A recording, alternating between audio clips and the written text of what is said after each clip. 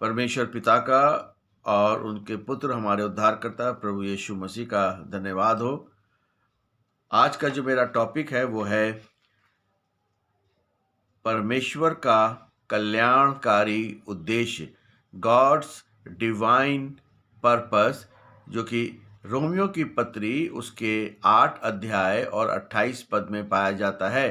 Romans 8:28। और यहाँ पे परमेश्वर के वचन में इस प्रकार से लिखा हुआ है, और हम जानते हैं कि जो लोग परमेश्वर से प्रेम करते हैं उनके लिए वह सब बातों के द्वारा भलाई को उत्पन्न करता है, अर्थात उन्हीं के लिए जो उसके अभिप्राय के अनुसार बुलाए गए हैं। पौलुस ये पत्र उन लोगों को लिख रहा था जो रोम के साम्राज्य में रहते थे। उस समय मसीहों को सम्राट के क्रोध, सामाजिक बहिष्कार और शारीरिक प्रताड़ना का सामना करना पड़ रहा था। उस समय के लोगों को लगता था कि उनका जीवन संयोग या भाग्य के हाथ में है। पौलुस उन्हें ये समझाना चाहता था कि एक मसीही जीवन संयोग नहीं बल्कि परमेश्वर की योजना है। सब बातें मिलकर भलाई को उत्पन्न करती हैं।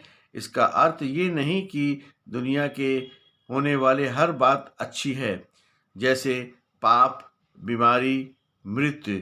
इसका अर्थ ये है कि परमेश्वर इन बुरी बातों को भी अपने नियंत्रण में लेकर उनसे भलाई निकाल सकता है।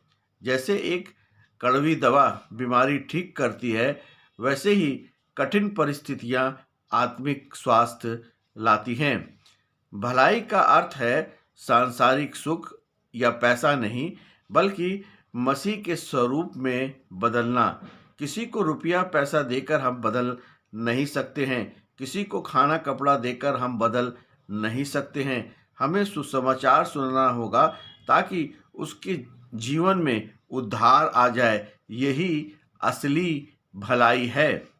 जो परमेश्वर से प्रेम रखते हैं, ये प्रतिज्ञा सबके लिए नहीं है, बल्कि उन लोगों के लिए है जिनका व्यक्तिगत संबंध परमेश्वर के साथ है, जो उसके प्रति समर्पित हैं। उनके लिए दुख की एक शिक्षक बन जाता है, उनको उनके उद्देश्य के अनुसार बुलाए हुए। इसका अर्थ ये है कि हमारा जीवन व्यर्थ नहीं है। परमेश्वर के पास हमारे लिए एक ब्लूप्रिंट है।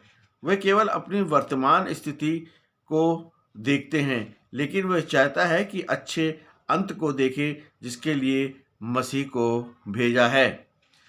हमें इस संसार में मिलकर चलना होगा। यूनानी शब्द सुनर्जेई, जहाँ से सिनर्जी शब्द आता है, जैसे घड़ी के अलग अलग पुर्जे उल्टे घूमते हैं लेकिन मिलकर सही समय दिखाते हैं। सब बातें मिलकर भलाई को उत्पन्न करती हैं। इससे हमारी गलतियां, हमारे आंसू और हमारी जीत सब शामिल है। परमेश्वर कुछ भी बर्बाद होने नहीं देता। परमेश्वर का उद्देश्य है कि वह हमें सिर्फ खुश नहीं देखना चाहता, बल्कि पवित्र बनाना चाहता है। एक विश्वासी के जीवन में दुर्घटना नाम की कोई चीज नहीं होती, बल्कि हर बात परमेश्वर की अनुमति से होती है और वह उसे हमारी आत्मिक उन्नति के लिए इस्तेमाल करता है। यहाँ पर भलाई का कार्य सांसारिक उन्नति, सुख नहीं, बल्कि आत्मिक उन्नति, जैसा मसीह है वैसा बनना है। सारी परीक्षा, आनंद, मिस्टेक या गलती और सक्सेस मिलकर भलाई को पैदा करती हैं।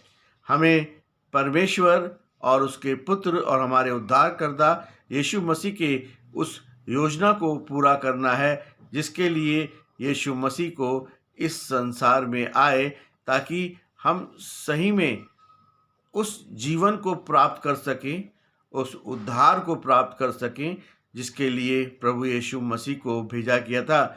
और प्रभु यीशु मसीह ने अपने मारे जाने, गाड़े जाने, तीसरे दिन मुर्दों में से जी उठने के द्वारा उसने हमें ये बता दिया कि अब अनंत जीवन तुम्हारा है, उद्धार तुम्हारा है, और यदि तुम इस अनंत जीवन और उद्धार में चाहते हो तो हम मुझे अपने जीवन में जगह दो, अपने हृदय में जगह दो।